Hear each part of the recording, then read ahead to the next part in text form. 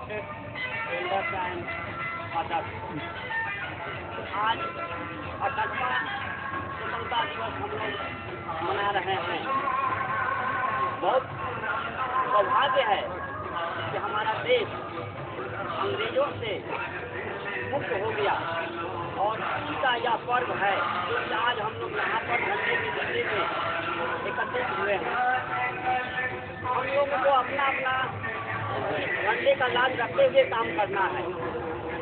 हम लोग अपने आप को सुधार सकते हैं तो देश सुधरेगा। हम अपने आप को बना सकते हैं ईमानदारी से, और इतना जरूर है दूसरे का देखा देखी नहीं करें। दूसरा नहीं आ रहा तो हम भी नहीं करेंगे, दूसरा चोरी करा तो हम भी करेंगे। हम लोग यही शपथ लें कि कम से कम अपने आप को सुधारें और सही वक्त पर ईमानदारी से सही काम करें। धन्यवाद।